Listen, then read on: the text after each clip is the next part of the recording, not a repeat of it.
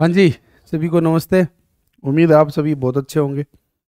तो RS mains की जो ये आईआर इंटरनेशनल रिलेशन का जो सेक्शन था, उस सेक्शन के अंदर हमने एक दिन हमने पढ़ा था मालदीव संकट के बारे में और एक दिन हमने पढ़ा था भारत और बर्मा म्यांमार संबंधों के बारे में। इससे पहले हमने 2-3 वीडियो बनाए थे जिनमें हमने एक तो जो ये ईस्ट चाइना सी है वहाँ पे जो ताइवान, फिलिस्तीन, मलेशिया का चीन के साथ क्या तनाव रह रहा है उसके बारे में बनाया था। आज हमारा जो मुद्दा रहेगा वो रहेगा जो पश्चिमी एशिया है, खासकर जो ये जो लाल सागर, अदन की खाड़ी, फारस की खाड़ी वाला जो इलाका है, वहाँ पे जो तनाव के मुद्दे उभरते हैं। और ये तनाव के मुद्दे कोई ये नहीं है कि इसी साल उभरे हैं या पिछले साल उभरे हैं। इनका एक पुराना इतिहास है। अगर विश्व युद्ध के टाइम से देखें, वर्ल्ड वार हुए थे उस समय से भी देखें, तब से ये इलाका तनाव का हिस्सा रहा हुआ है। तो वो जब विश्व युद्ध पढ़ेंगे तब मैं आपको बताऊंगा कि ये तनाव का हिस्सा क्यों बना हुआ था। जैसे हमने जब इसराइल का वीडियो देखा था तो मैंने बताया था कि वॉलफेयर डिक्लेरेशन हुआ था, वॉलफोर समझौता हुआ था। तो वॉलफोर घोषणा हुई थी कि आपको इजरायली देश दिया जाएगा यहूदियों को।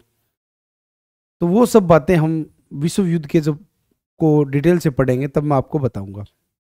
लेकिन मुख्य बात यह है कि पश्चिमी एशिया हमेशा से ही बहुत ज़्यादा विवादास्पद के अंदर रहा हुआ है। और जो दुनिया के जो बड़ी ताकतें हैं, बड़ी पावर है, खासकर भारत,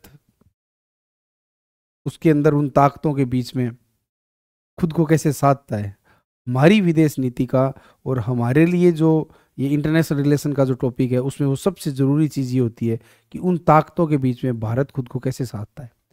बड़ी ताकतें जैसे कि USA, united state of America, Russia हो गया, और इन दिनों पिछले 2 दशकों के अंदर चाइना, चीन भी अपनी काफ़ी हद तक अपने तरीके से वहाँ पे बार्गेनिंग करता है, अपने तरीके से शक्ति संतुलन को चेंज करने की कोशिश कर रहा है।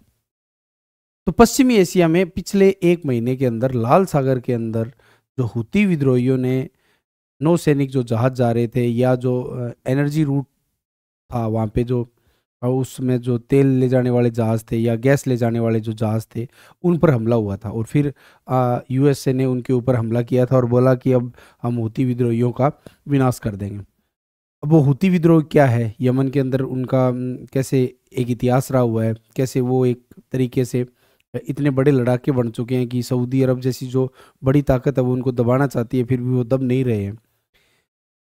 अब बात यह है कि हुती विद्रोही क्या है, ये हमारे लिए इतना इम्पोर्टेंट नहीं। हमारे लिए इतना इम्पोर्टेंट है कि ये जो जगह है वो भारत के लिए कितनी इम्पोर्टेंट हो जाती है, भारत के हित क्या है, भारत के इंटरेस्ट क्या है वहाँ पे, वो सबसे ज़्यादा इम्पोर्टेंट है हमारे लिए। देखिए, किसी देश से हमारे जो संबंध होते हैं वो आर्थिक, सामाजिक, सांस्कृतिक, राजनीतिक दृष्टि से सभी तरीके से, एक तरीके से बोल सकते हैं ऑर्गेनिक होल होता है उन रिश्तों के बीच में। लेकिन फिर भी कुछ कोर इंटरेस्ट होते हैं वो हमेशा बने रहते हैं। वेस्ट एशिया के अंदर भारत का हमेशा से जो कोर इंटरेस्ट था वो था एनर्जी, ऊर्जा। तेल और गैस के बहुत बड़े भंडार है और भारत एक बहुत बड़ी आबादी का मुल्क है। तो उसको अपनी ऊर्जा ज़रूरतों के लिए पश्चिमी एशिया की ज़रूरत आने वाले कम से कम मान के चलो 2-3 दशकों तक तो पक्की ज़रूरत रहेगी। तो आप उनको इनकार नहीं कर सकते। पहली चीज़ होगी ऊर्जा। दूसरी जो चीज़ हुई वो ये हुई कि हमारी आबादी का एक बहुत बड़ा हिस्सा पश्चिमी एशिया के मुल्कों के अंदर रहता है और अपनी आजीविका चलाता है और वहाँ से वो अपनी कमाई करके रेमिटेंस के जरिए भारत में भेजते हैं। तो आर्थिक दृष्टि से ये बहुत ही ज़रूरी मुद्दा है। और सामाजिक सांस्कृतिक तरीके से इसलिए ज़रूरी मुद्दा हो गया क्योंकि भारत का एक बहुत बड़ा इतिहास रहा हुआ है पश्चिमी एशिया से। जैसे कहा जाता है कि जब यहाँ पे शेर शाह सूरी और हुमायूं की लड़ाई हुई थी तो हुमायूं को यहाँ से खदेड़ दिया था, तो हुमायूं यहाँ से चले गए थे कंधार। और हुमायूं क्या थे, हुमायूं खुद थे वो जो सुन्नी विचारधारा को मानते थे, और जो वहाँ पे उस वक्त सफावी थे कंधार में वो सिया को मानते थे, सिया विचारधारा को मानते थे। तो वहाँ पे उनको कुछ ऐसे आइडिया मिले, उन्होंने, सफावियों ने उनको कुछ ऐसे आइडिया दिए कि आप है ना हिंदुस्तान पे कुछ इस तरीके से हुकूमत करके देखें। जैसे उन्होंने उस वक्त उनको सुझाया था कि आप है ना अपनी जो रणनीतिक संबंध है वो या तो राजपूतों के साथ बनाइए या अफगानों के साथ बनाइए, क्योंकि उनकी लड़ाई उस वक्त अफगानों और राजपूतों के साथ थी। तो फिर उनको ये लगा कि अफगानों के साथ तो हमारी बनेगी नहीं, तो इससे अच्छा है कि हम राजपूतों के साथ मैत्री संबंध बनाएं। और फिर बाद में हुमायूं ने यही आइडिया अकबर को दिया था और अकबर ने उसको इम्प्लीमेंट किया था। तो एक ऐसी बहुत सारी चीज़ें हैं। और ये भी होता है कि एक बार ईरान गए थे प्रधानमंत्री साहब अपने मोदी जी, तो उन्होंने एक केरल के अंदर जो एक मस्जिद थी जो सबसे पहले भारत की मस्जिद है, और बोला जाता है कि दुनिया की मक्का के बाद पहली मस्जिद थी वो भारत के केरल के अंदर थी। उस जगह का मैं नाम भूल रहा हूँ। तो उस मस्जिद को एक उसकी जो कॉपी थी वो छोटा सा लकड़ी का बना हुआ था, फ्रेम था, वो उनको गिफ्ट किया था। तो भारत के काफ़ी सामाजिक और सांस्कृतिक संबंध वहाँ पे पश्चिमी एशिया से रहे हुए हैं। तो एक तो हमने बात कर ली कि ऊर्जा के संबंध है, दूसरा कि हमारे जो प्रवासी लोग रहते हैं वहाँ पे उनका मुद्दा है, सुरक्षा का मुद्दा है। क्योंकि अक्सर हमने ये देखा था कि पाकिस्तान जब आतंकवादी गतिविधियां करता था तो उनकी फंडिंग उन पश्चिमी एशिया के देशों से होती थी, अरब के देशों से होती थी। तो उसके लिए हमारे उनके साथ कुछ सामरिक और सुरक्षा वाले संबंध होने बहुत ज़रूरी है। जैसे संयुक्त अरब अमीरात इसका बहुत बड़ा उदाहरण है। तो ऊर्जा, सुरक्षा, प्रवासी मुद्दे, फिर आप ये भी देख रहे हो कि पिछले 2 दशकों के अंदर संयुक्त अरब अमीरात, सऊदी अरब जैसे बड़े जो देश है जिनके जिनके पास काफ़ी ज़्यादा वेल्थ है, तो वो क्या करते हैं, इंडिया में इन्वेस्टमेंट करते हैं। पेट्रो सेक्टर के अंदर कर दिया, रिफाइनरी सेक्टर के अंदर कर दिया। खासकर संयुक्त अरब अमीरात और ये जो सऊदी अरब वाले जो देश है बहुत ज़्यादा इंटरेस्ट रखते हैं। अब भारत की जो वहाँ पे जो विदेश नीति है वो लाजवाब है। दुनिया में ऐसी विदेश नीति, भारत जैसी विदेश नीति इस इलाके में किसी के पास नहीं रही हुई। खासकर अब हम इसको देख सकते हैं कि 3 ऐसी चीजें हैं। एक चीज तो होगी कि वहां पे एक तो सिया ग्रुप हो गया, क्या हो गया, सिया ग्रुप है, और एक वहां पे है सुन्नी ग्रुप, और एक हो गया इजराइल ग्रुप। ठीक है, अब इजराइल का जब मुद्दा आता है ना तो शिया और सुन्नी एक हो जाते हैं, और अब ये 3 ग्रुप हो गए, और वैसे शिया और सुन्नी में विवाद रहता है। अब ये जो आज हम पढ़ रहे हैं हुती विद्रोह, ये क्या है ना कि शिया विचारधारा को ज्यादा मानते हैं। तो शिया ग्रुप का जो प्रतिनिधित्व करता है वो करता है कौन, ईरान करता है। और उसके साथ साथ हिजबुल्ला भी है, सीरिया भी है, और खासकर ये भी है। और सुन्नी का जो बड़ा नेता है वो कौन है, सऊदी अरब है। और जो इस्लामी जगत में बड़ा नेता कौन बने, इसके लिए ईरान और सऊदी अरब में लड़ाई रहती है। इस्लाम का एक छोटा सा इतिहास ये है कि इस्लाम में 4 पैगंबर के अंदर हुए हैं अभी। एक तो इस्तांबुल था जो कि बाद में मुस्तफ़ा कमाल पाशा ने प्रथम विश्व युद्ध के बाद उसको हटा दिया था। तो एक वहाँ पे था, एक बगदाद में था, एक मिस्र में काहिरा में था, और एक सीरिया में दमिश्क में था। तो उस खलीफा की परंपरा को लोग क्या है ना जीवित करना चाहते हैं ताकि वो इस्लामी जगत के नेता बन सके। जैसे आज के जो तुर्की के जो राष्ट्रपति है रिसेप तैयब अर्दोगान, वो यही कोशिश कर रहे हैं कि मैं इस्लामी जगत का नेता बन सकूं, क्योंकि वो खलीफा वाली प्रथा को शुरू करना चाहता है। और सऊदी भी ये चाहता है कि उसके पास मक्का मदीना जैसी 2 पवित्र मस्जिदें हैं और वहाँ पे लोग आते रहते हैं, तो वो इस्लामी जगत का नेता बने। और इसी कसम कस में सऊदी अरब और ईरान के बीच में बहुत ज़्यादा कसम कस रहती है, और ईरान कैसे न कैसे करके येन गेन पर कारण सऊदी अरब को कमज़ोर करना चाहता है। ये एक वहाँ पे गेम चल रहा है। अब देखिए कि ईरान और सऊदी अरब में गेम चल रहा है, इधर इसराइल का यहूदी वर्सेस मुस्लिम गेम चल रहा है। लेकिन मजे की बात यह कि आज़ादी के बाद लगभग कोई छोटे मोटे अपवादों को छोड़ दे तो भारत का जो रिश्ता है वो सिया ग्रुप हो, चाहे सुन्नी ग्रुप हो, चाहे इसराइल का ग्रुप हो, सबके साथ रिश्ते बेहतरीन रहे, और हमें हमारी ज़रूरतों के अनुसार कुछ ना कुछ उन देशों के साथ मिल जाता है। ये जो भारत की संतुलन की विदेश नीति है ये काफ़ी लाजवाब रही हुई है। और आगे देखते हैं क्या होता है, क्योंकि क्या होता है, एक संतुलन की विदेश नीति की भी एक सीमा ये होती है कि कभी कभी ये हो जाता है कि आप इस साइड आइए या आप इस साइड आइए। देखिए वो ऐसे हालात अभी तो बने नहीं है, क्या पता आगे बन जाए। लेकिन फिलहाल हाल ये है कि हुती विद्रोहियों ने जो ऊर्जा का जो रूट है, एनर्जी रूट है, उस रूट के ऊपर जब हमले किए तो यकीनन देखो भारत के अपनी ऊर्जा ज़रूरतों के लिए ये ऊर्जा जो कॉरिडोर है, एनर्जी रूट है, ये बहुत ज़रूरी है। और अगर इस रूट के अंदर दिक्कतें आती है तो भारत को भी दिक्कतें आएगी।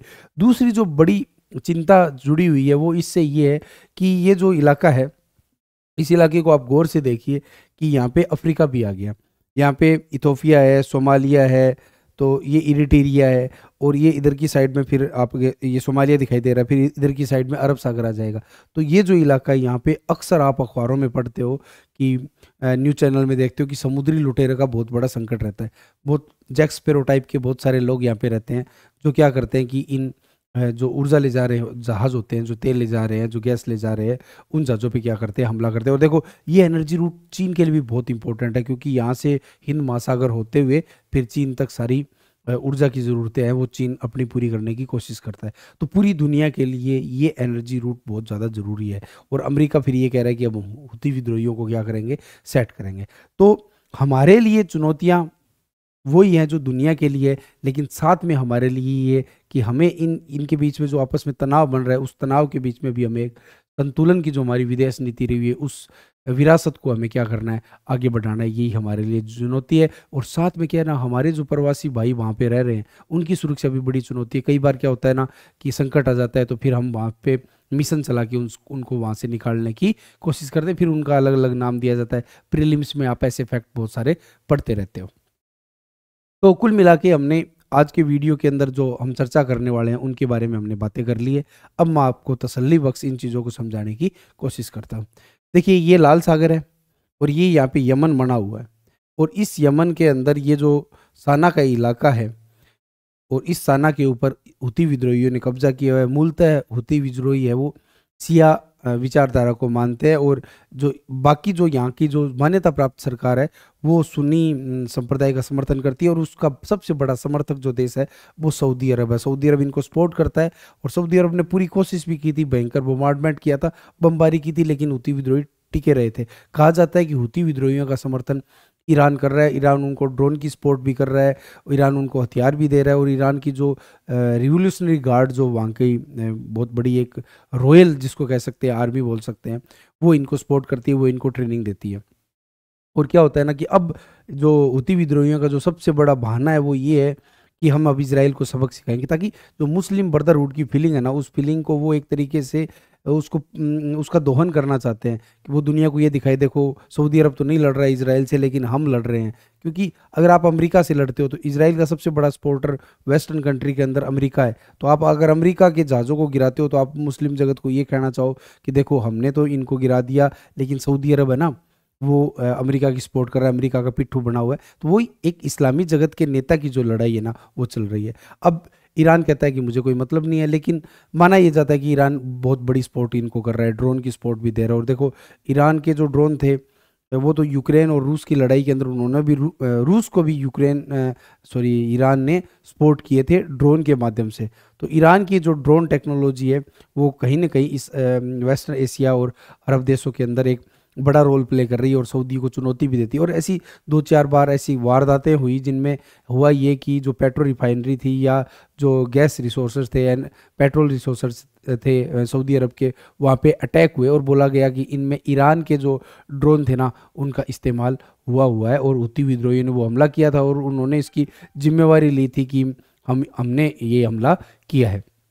तो ये कुल मिला के ये हुती विद्रोहियों का इलाका है। अब यहाँ पे देखिए, बाबर अल मंदेब है, ये रेड सी है, और ये गल्फ ऑफ अदन है। और अक्सर बाबर अल मंदेब और इसके ठीक साइड में होर्मुज की जल संधि है। वो मान के चलिए 3 दशक के अंदर, तो मैं दावे के साथ कह सकता हूं कि ऐसा शायद ही कोई महीना निकला हो जब बाबर अल मंदेब जल संधि और होर्मुज जल संधि की चर्चा नहीं हुई है। तो कुल मिला के बात यह है कि ये जो ऊर्जा कॉरिडोर है, और सोमालिया का इलाका जहाँ पे समुद्र के लुटेरे ज़्यादा है, तो ये पूरे का पूरा इलाका है ना, ये पूरी दुनिया के लिए एनर्जी रूट है। और इस अगर यहाँ पे तनाव बना रहेगा, तो यकीन मानिए कि वो जो एनर्जी कॉरिडोर है, एनर्जी रूट है, उसके ऊपर भी संकट बना रहेगा। और इसीलिए अमेरिका कह रहा है कि हम इस पे इनको हुती विद्रोहियों को हम ठिकाने लगाएंगे। और इसी चक्कर में क्या हुआ कि अभी एक दिन पहले ही भारतीय विदेश मंत्री और अमेरिकी विदेश मंत्री के बीच में इस मुद्दे के ऊपर बातचीत हुई है, जैसा कि मैंने आपको एग्जाम टॉपर टेलीग्राम चैनल पे ये सूचना आपको साझा की थी। दूसरा, ये वाला इलाका, इस इलाके की तो हमने चर्चा कर ली। और ये जो इलाका है, इस इलाके में ये होर्मुज जल संधि है, ये फारस की खाड़ी है, ठीक है, और ये गल्फ ऑफ ओमान है। ये यमन देश हो गया, ये ओमान देश हो गया, सऊदी अरेबिया हो गया, ये अफ्रीका का हिस्सा हो गया, इराक हो गया, ईरान हो गया। तो ये कुल मिला के ये जो एनर्जी कॉरिडोर है ये बहुत ही ज़्यादा क्या हो जाता है, महत्वपूर्ण हो जाता है। और क्या होता है कि दुनिया की बहुत सारी अशांतियां यहाँ पे रही हुई है। इस ईरान के अंदर 2 बार जो खाड़ी युद्ध हुए थे, खाड़ी युद्ध फर्स्ट और खाड़ी युद्ध सेकंड, 1990 के दशक में, और शुरुआती 21वीं सदी के शुरुआत के अंदर जो दूसरा खाड़ी युद्ध हुआ था जिसमें सद्दाम हुसैन को पकड़ लिया गया था। और पहले में ये था कि इराक ने जब क्या किया था कि आपके हमला किया था कुवैत के ऊपर, तो कुवैत के बचाव के लिए फिर संयुक्त राज्य अमेरिका की जो सेना थी वो यहाँ पे प्रवेश की थी। वो खाड़ी युद्ध फर्स्ट था, और उसके बाद में इराक के अंदर जो सद्दाम हुसैन था उसके विरुद्ध जो युद्ध किया था वो खाड़ी युद्ध सेकंड था। तो कुल मिला के ये जो पूरा इलाका है ये बहुत इंपॉर्टेंट रहता है और अक्सर ये चर्चा में रहता है। तो आप बाबर अल मंदेब जल संधि और होर्मुज जल संधि को हमेशा याद रखिए। ये आपने अभी बात की थी लाल सागर है, और ये फारस की खाड़ी है, ये अदन की खाड़ी होती है, और ये ओमान की खाड़ी होती है, और उसके बाद में हमारे भारत का जो अरब सागर वाला हिस्सा है वो आ जाता है। तो आप इसको थोड़ा मैप पे देखिए, ये आपकी ज्योग्राफी में काम आएगा, और जो वैदेशिक संबंध है, इंटरनेशनल रिलेशन, उनके अंदर भी ये बहुत ज़्यादा काम में आता है। ये रहा, ये पर्शियन गल्फ है, और ये कतर है, और ये स्टेट ऑफ हॉर्मुज है, और ये गल्फ ऑफ ओमान है, ठीक है। और ये इधर की साइड में अरेबियन सी आ गया। ये मैप के थ्रू मैंने आपको उस पर भी दे दिया था। अब देखिए कि ये हॉर्मुज जल संधि हुई, ये बाबर अल मंदेब संधि हुई, ये क्या हुआ, लाल सागर हुआ, ये फारस की खाड़ी हुआ, और ये आपका हो गया अरेबियन सी है, इंडियन ओशियन। अब देखिए ये और ज़्यादा इंपॉर्टेंट कैसे हो जाता है कि ये पूरे का पूरा अफ्रीका रह गया यहाँ पे, और अफ्रीका के साइड में ये मेडागास्कर रह गया, और अक्सर हम ये सेशल्स और ऐसे द्वीप भी चर्चा में रहते हैं। और मैंने यहाँ पे बताया था एक डियागो गार्सिया भी द्वीप है। तो ये पूरे का पूरा जो सेक्टर है ना, ये सामरिक रूप से बहुत ज़्यादा इंपॉर्टेंट हो जाता है, एनर्जी सेक्टर भी है। और अब क्या है ना, पूरी की पूरी दुनिया की जो विदेश नीति है वो इंडो पैसिफिक रीजन के अंदर शिफ्ट होती जा रही है। देखो 20वीं सदी का जो इतिहास था वो अटलांटिक ओशियन के इर्द गिर्द रहा हुआ है, पूरे का पूरा वर्ल्ड वार सारे का सारा अटलांटिक ओशियन के इर्द गिर्द रहा था। लेकिन अब जो 21वीं सदी है ना, 21वीं सदी इंडियन ओशियन और पैसिफिक ओशियन की तरफ शिफ्ट हो रही है। तो इसीलिए आगे आप खुद देखोगे पूरी की पूरी 21वीं सदी इंडो पैसिफिक पर सेंट्रिक रहेगी, इंडो पैसिफिक रीजन पे। तो ये इंडियन ओशियन बहुत ज़्यादा इंपॉर्टेंट हो जाता है, और इसी का ये हिस्सा है। तो आप ऐसा कोई दिन नहीं गुजर सकता जिस दिन यहाँ पे कुछ ना कुछ घटनाएं घटित नहीं होती है। जैसे मैंने मालदीव बताया था, तो मैंने आपको डियागो गार्सिया आइलैंड बताया था कि वो कितना इंपॉर्टेंट है, वहाँ पे अमेरिका का एक नेवल बेस बना हुआ है, आगे जाके बहुत बड़ा रोल प्ले करने वाला है। तो ये जो इलाका है सेशल्स वाला है, मेडागास्कर है। अब भारत भी क्या कर रहा है कि यहाँ पे अपने अपने कुछ ना कुछ इंटरेस्ट है ना उनको देख रहा है। जैसे जिबूती में पोर्ट बना लिया, फिर मैंने आपको एक बताया था कि ओमान में भी भारत को एक पोर्ट मिल रहा है, दुक्कम पोर्ट मिल रहा है। तो भारत ना अपने अपने तरीके से अपनी सामरिक हितों को, ऊर्जा हितों को, वैदेशिक संबंधों के लिए आगे को सोचते हुए अपने रिश्ते आगे बढ़ा रहा है। तो ये इलाका और ज़्यादा इंपॉर्टेंट हो जाता है। इसके बारे में भी हम आगे जाके पढ़ेंगे। फिलहाल हमारा जो कोर इंटरेस्ट है वो इस मुद्दे पे है, ठीक है। आगे बढ़ते हैं। क्या है लाल सागर का संकट? मोटा मोटी मैंने आपको बता दिया। लाल सागर का संकट ये है कि हुती विद्रोही है वो वहाँ पे जो एनर्जी रूट है उस रूट पे हमले कर रहे हैं। हुती विद्रोही क्या है कि एक शिया संप्रदाय को मानने वाला बागी गुट है जो वहाँ पे जो सऊदी समर्थित सरकार है उसका क्या कर रहा है, विरोध कर रहा है, और वहाँ पे साना पे उन्होंने कब्जा कर रखा है, और उत्तरी जो यमन का इलाका है उस पे उनका कब्जा क्या है, ज़्यादा है। हुती विद्रोह कौन है ये भी मैंने आपको बता दिया, ठीक है। एनर्जी रूट का क्या संकट है इस पे भी हमने चर्चा कर ली। क्यों? क्योंकि तेल और गैस, कतर जैसे देश हुए उनके पास गैस ज़्यादा है, किसी के पास पेट्रोल ज़्यादा है। देखिए अब इराक हुआ, ईरान हुआ, इराक के अंदर इतना तनाव रहता है, इतने खाड़ी युद्ध हुए और अस्थिर सरकार है, फिर भी क्या है ना, भारत के और इराक के रिश्ते बेहतरीन रहे हुए। और भारत को इराक बहुत लंबे समय से बहुत कम दाम पे, जैसे अब अभी हमने पढ़ा था कि रूस ने बहुत कम दाम पे भारत को पेट्रोल डीजल दिया था, लेकिन इराक ये चीज़ें पिछले 2 या 3 दशकों से भारत को पहले से दे रहा है। ये कितनी बेहतरीन बात है। तो ये अगर हुती विद्रोही जैसे तनाव अगर बने रहते हैं ना तो एनर्जी रूट का संकट बरकरार हो जाएगा। और साथ में आपने जब प्रीलिम्स का एग्जाम दिया था तब एक चीज़ थी कि G20 के अंदर एक ऐसा एक रूट बना था जो भारत से होते हुए, अरब सागर होते हुए, और फिर ये इजराइल से होते हुए, यूरोप से होते हुए अमेरिका तक जाएगा। क्योंकि वो जो वन बेल्ट वन रोड है ना चाइना का, उसको काउंटर करने के लिए बना रहा है। अब अगर मान के चलिए कि ये रूट पश्चिमी एशिया से, अरब देशों से जा रहा है, और अगर वहाँ पे हुती विद्रोही जैसे लोग, ये जो संकट है ये बहुत ज़्यादा आगे बरकरार रहता है, तो फिर क्या ये ऐसे जो रूट है, जो वन बेल्ट वन रोड को हम काउंटर करने के लिए बना रहे हैं, क्या हमें बना पाएंगे? अगर शांति नहीं होगी तो ऐसे रूट कैसे कामयाब होंगे? तो इस रूट पे क्या है ना, संकट रहता है, और इस संकट के लिए ये क्या है ना, भारत के लिए बहुत ज़्यादा इंपॉर्टेंट हो जाता है। अफ्रीका के और हिंद महासागर में समुद्री लुटेरे हैं, इसके बारे में भी हमने बात कर ली। मैंने आपको बताया था ना कि जैसे वो अफ्रीका का जो खासकर इलाका है, उस इलाके के अंदर क्या है, समुद्री लुटेरे। क्यों? क्योंकि बहुत गरीब इलाका है और लोगों के पास एजुकेशन नहीं है, रोजगार नहीं है। तो वो लोग क्या करते हैं, फिर हथियारों की सप्लाई तो क्या होती है ना, अवैध रूप से हर जगह हो जाती है। तो ये जो समुद्र के लुटेरे हैं, फिर ये जो तेल ले जा रहे जहाज होते हैं या गैस ले जा रहे जहाज होते हैं, उन पे क्या करते हैं, हमले करते हैं। आगे बढ़ते हैं। चीनी, रूसी, अमेरिकी उपस्थिति और सामरिक हित। अब क्या कर रहे हैं कि ये बड़े प्लेयर है, बड़े प्लेयर है, तो ये क्या चाहते हैं कि हमें कम से कम दाम पे एनर्जी मिले। और अमेरिका तो ये काम बहुत मान के चलिए कि 1.5 शताब्दी से कर रहा है, कि वो चाह रहा है कि कैसे न कैसे करके कम दाम पे मुझे ऊर्जा ज़रूरतें पूरी हो जाए। रूस भी ये चाहता है और चीन भी ये चाहता है। और साथ में चीन और रूस का एक हित ये भी है कि जो अमेरिका यहाँ पे बड़ा प्लेयर बना हुआ है, कैसे न कैसे करके अमेरिका को हम यहाँ से निकालें। और इसीलिए कुछ मामलों में चीन है ना, वो कामयाब भी रहा है कि उसने एक तो ईरान और सऊदी अरब के बीच में जो तनाव था, उसको कम करने के लिए कुछ पहल की थी। और ऐसे ही अमेरिका कुछ पहल कर रहा है, जैसे अब्राहम समझौता हुआ था कि इजराइल का जो अरब के देशों के बीच में जो दूरी है, उस दूरी को कम किया जाए। तो सभी लोग ना कुछ जुगाड़ में लगे हुए हैं। ईरान के माध्यम से रूस भी अपनी जो यहाँ पे दखल है, उस दखल को बरकरार रखना चाहता है, बढ़ाना चाहता है। जैसे ईरान सीरिया में जो विवाद हुआ था अपने 2011-12 के आस में, जब बशर अल असद के खिलाफ बगावत हुई थी, तो बशर अल असद को रूस ने बहुत ज़्यादा सपोर्ट किया था, और बशर अल असद ने अपनी सत्ता थी वो बरकरार रखी थी।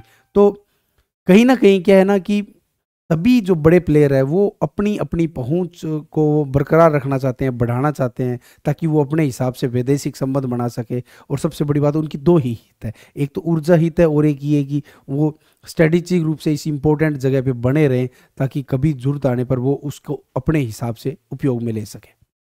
इस्लामिक जगत के नेता बनने की ओर मैंने आपको बताया था किसके बीच में, ईरान के बीच में और सऊदी अरब के बीच में। ईरान शिया जगत का नेता है और सऊदी अरब है वो सुन्नी जगत का नेता है। और चाहते हैं, अगर ईरान ये चाहता है कि सऊदी अरब कमज़ोर हो जाए, तो पूरा जो इस्लामिक जगत है वो उसका नेता है, फिर ईरान बन जाए। और सऊदी अरब ये चाहता है कि अगर मैं ईरान को और ज़्यादा कमज़ोर कर दूं, तो जो सऊदी अरब की जो एक इमेज बनी हुई है मक्का मदीना के कारण, वो बरकरार रहे, और इस्लामी जगत का नेता कौन बना रहे, सऊदी अरब बना रहे। सिया सुन्नी पक्ष मैंने ये बता दिया। जैसे सिया पक्ष है ना, सिया पक्ष में एक तो लेबनान के अंदर जो हिजबुल्ला है वो है, एक इसराइल फिलिस्तीन का विवाद तो यहाँ पे चल रहा है। और लेबनान के अंदर देखो, एक तो हो गया हिजबुल्ला, एक हो गया सीरिया के अंदर बशर अल असद की जो सरकार है, और उसके अलावा एक ईरान हो गया, और एक ये हुती विद्रोही हो गए। तो कुल मिला के ना, ये जो सिया की जो गवर्नमेंट है, जो सिया का जो निज़ाम है, जो सिया की ताकत है, उसका प्रतिनिधित्व तो ये देश करते हैं। लेबनान का हिजबुल्ला करता है, ईरान करता है, सीरिया की बशर अल असद करते हैं, और आपके हुती करते हैं। ऐसे ही इराक के अंदर भी काफ़ी सिया है, वो भी क्या है ना कहीं ये चाहते हैं कि हमारी पावर है ना वो थोड़ी बढ़े। तो कुल मिला के सिया सुन्नी का विवाद है ना, वो अरब जगत के अंदर पूरी, जब हजरत साहब नहीं रहे थे तब से ही वो एक तरीके से मान के चलिए कि विरासत के तौर पर उनके साथ में चला हुआ है। और उनके बीच में बहुत विवाद रहे हैं, बहुत ज़्यादा युद्ध भी हुए, जिसमें करबला जैसे युद्ध भी शामिल है। इसके साथ इसराइल फिलिस्तीन विवाद भी वहाँ पे रहता है। और इसराइल फिलिस्तीन विवाद के को मैंने आपको बहुत तसल्ली से एक वीडियो के अंदर समझाया हुआ है, इतिहास के अंदर, जो आपके लिए, वैसे तो इतिहास बहुत बड़ा है, लेकिन जो आपको इंटरनेशनल रिलेशन में, खासकर आरएस मेंस के अंदर जो काम में आ सके, उस हिसाब से मैंने बताया हुआ है। आप नीचे जी स्टडी के चैनल के अंदर नीचे लिंक के अंदर इसराइल फिलिस्तीन विवाद को भी समझ सकते हैं, उसमें भी हिजबुल्ला का एंगल मेरा समझाया हुआ है। तो कुल मिला के मैंने ये बुलेट पॉइंट के अंदर बताया है कि ये जो साना के अंदर विवाद हो रहा है, या जो हुती विद्रोहियों का संकट है, जो लाल सागर का संकट है, उसके अंदर ये पक्ष है। ताकि आपके अगर ये बुलेट पॉइंट दिमाग में रहते हैं ना, तो उससे फ़ायदा ये होता है कि जब आप मेंस लिखते हो तो ये सब चीज़ें याद हो जाती है। शिया सुन्नी, इसराइल पक्ष में ये है, इस्लामी जगत का नेता है, चीन का एंगल, चीन कैसे प्लेयर बना होता है, रूस कैसे प्लेयर बना हुआ है, यूएसए कैसे प्लेयर बना हुआ है। भारत का हित क्या है? ऊर्जा, निवेश। मैंने जैसे आपको बताया था कि एक तो यूनाइटेड अरब अमीरात, संयुक्त अरब अमीरात, और एक सऊदी अरेबिया, ये बड़े देश हैं जो भारत के अंदर निवेश कर रहे हैं और हम चाहते हैं कि ये भारत के अंदर निवेश करें और इसीलिए हम उनके साथ अपने रिश्ते रखना चाहते हैं। सुरक्षा, तो एक तो सुरक्षा ये हो गई, जैसे एनर्जी रूट की सुरक्षा होगी। दूसरा, अगर हम उनके साथ ऐसे सामरिक संबंध या सुरक्षा के संबंध रखेंगे कि वो हमें खुफिया सूचनाएं प्रदान कराएं, ताकि भारत में जो आतंकवादी हमले होने वाले हैं उनकी पहले से सूचना मिल जाए। खासकर सऊदी अरब और संयुक्त अरब अमीरात हमारे लिए बहुत बड़ा सहयोग प्रदान कर रहा है। तो ये जो देश है ना, ये हमारे लिए बहुत बड़े इंपॉर्टेंट हो जाते हैं। सामरिक हित, चीन को प्रति संतुलित करने के लिए, जैसे मैंने बताया था कि वन बेल्ट वन रोड है, उसको प्रस्ताव देने के लिए एक तो इंटरनेशनल नॉर्थ साउथ जो ये ट्रांसपोर्ट कॉरिडोर बनाया जा रहा है रूस और ईरान होते हुए, और दूसरा जो मैंने अभी बताया था कि G20 के अंदर भारत ने प्रस्तावित किया था कि भारत से होते हुए पश्चिमी एशिया, इजराइल से, इधर अरब देशों से होते हुए, यूरोप से होते हुए और अटलांटिक ओशियन के द्वारा अमेरिका के अंदर चले जाएं। तो ऐसी चीज़ें हैं ना, अगर हम चाहते हैं कि चीन को प्रति संतुलित करने के लिए, तो इन देशों के साथ हमारे रिश्ते बेहतरीन होना बहुत ही आवश्यक हो जाता है। और जो ऐसे मुद्दे आते हैं होती विद्रोही, तो हम ये चाहते हैं कि हम प्रोएक्टिव हो के पहले से ही अवेयर हो के इन चीज़ों को क्या कर ले, कंट्रोल कर ले। प्रवासी मुद्दा मैंने आपको बता दिया था कि बहुत सारे भारत के जो लोग होते हैं, जो सिटीजन है, वो वहाँ पे अरब के बहुत सारे मुल्कों के अंदर रहते हैं, अपनी आजीविका चलाते हैं और हमें भी आय का एक बहुत बड़ा स्रोत रेमिटेंस के रूप में भेजते हैं, और भारत की अर्थव्यवस्था में और भुगतान संतुलन में उनका बहुत बड़ा योगदान है। तो अगर हुती विद्रोही जैसे विवाद होंगे, तो वहाँ पे जो भारत के नागरिक रह रहे हैं ना, उनकी सुरक्षा पे भी संकट होगा, तो वो भी हमारे लिए बहुत ज़्यादा इंपॉर्टेंट हो जाते हैं। जलवायु परिवर्तन, जैसे अगर आप किसी भी देश के साथ, अब जो विदेशी नीति में समझ चल रहे हैं पिछले 2 दशकों में, जलवायु परिवर्तन जैसा मुद्दा बहुत इंपॉर्टेंट हो जाता है कि जैसे COP होती है इस साल, या और किसी जगह कोई मुद्दा चल रहा है, या जैसे वर्ल्ड इकोनॉमी, ये जो आपका जैसे दोहा समझौता हुआ, विश्व जो वर्ल्ड ट्रेड ऑर्गेनाइजेशन है, विश्व व्यापार संगठन है, वहाँ पे आपकी बात करनी है, तो आपको ऐसे देश चाहिए जो आपके साथ में खड़े रहें, क्योंकि हमारे लिए तो बहुत ज़्यादा ज़रूरत है ना, ऊर्जा की ज़रूरत है, खाद्य की ज़रूरत है। तो अगर हम अपने लोगों के लिए मांग नहीं रख सकेंगे, तो फिर हम क्या कर सकते हैं? कि अगर हम हमारे लोगों की मांगें नहीं रखेंगे, तो फिर इसके अलावा और क्या कर सकते हैं हम?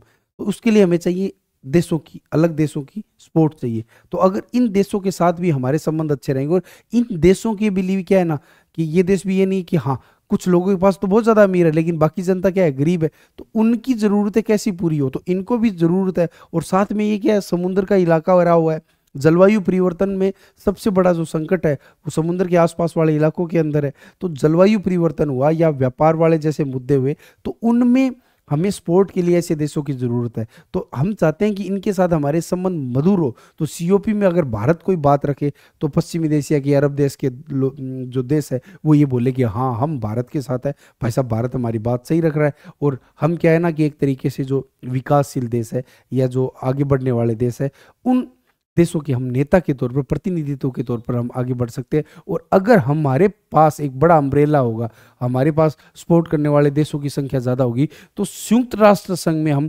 स्थायी सदस्यता का क्या कर सकते हैं, वादा कर सकते हैं। तो ये बहुत ही इंपॉर्टेंट चीज़ है कि विदेश नीति के अंदर हम जलवायु परिवर्तन और संयुक्त राष्ट्र संघ में जो सुधार की जो चीज़ें हैं ना, देशों का सहारा लेते हुए हम उन चीज़ों को भी आगे बढ़ा सकते हैं। तो हमें ये चीज़ें भी याद रखनी है कि हमारे लिए जलवायु परिवर्तन और संयुक्त राष्ट्र संघ में सुधार जैसे मुद्दे भी जरूरी है। अब क्या होता है ना कि हम, जैसे ये हुती विद्रोही का विवाद आया, तो ऊर्जा, सुरक्षा, निवेश, ये चीज़ें तो हर कोई लिख के आएगा, और फिर हम चीनी एंगल भी लिख के आएंगे, क्योंकि चीन तो अब दिमाग में और दिलो दिमाग में हमारे पास बसा हुआ है, थोड़ा बहुत रूस का भी एंगल लिख देंगे।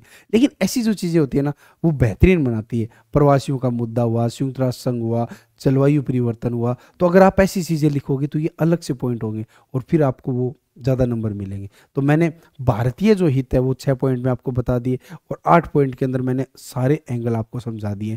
तो इस तरीके से जब करंट का कोई मुद्दा आता है, तो आप उसको पूरे डायमेंशन के तहत आपको उसको समझने की कोशिश करनी चाहिए। ठीक है, आपका बहुत बहुत शुक्रिया, धन्यवाद, ओके, बाय।